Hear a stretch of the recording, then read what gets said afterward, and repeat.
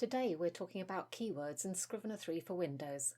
Keywords are an option in the metadata section of the inspector, which is the tab that looks like a luggage label.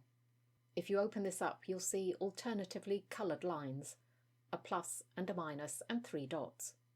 So in its simplest mode, you can add or remove keywords for your individual folders or documents by using the plus and minus icons. You'll see when you create one, it's automatically given a colour code. To delete any keyword, just click on it and minus it. These don't affect any other documents or folders.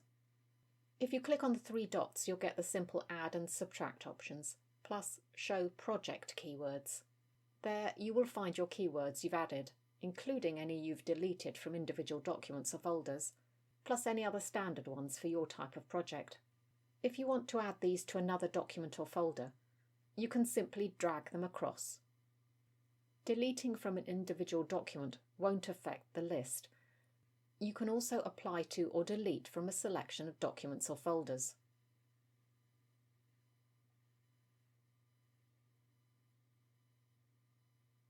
You can organise your list alphabetically with the A to Z icon down the bottom. However, you'll notice some other icons below the list, and this is where it gets more complicated. The icon on the far left is just the simple add another keyword. Now, the minus button, of course, deletes an item, but it will warn you if this has already been used in the project, because deleting it from the list will, obviously, delete it from the individual folder or document. The second icon along is more complex. It gives you a hierarchical structure of keywords, so you can have a main keyword and then sub-keywords, and so on, and on, and on. I don't suppose many people would want to go that deep into keywords unless perhaps for a non-fiction book. But you can. So you might be thinking, why would I even need this? You might not.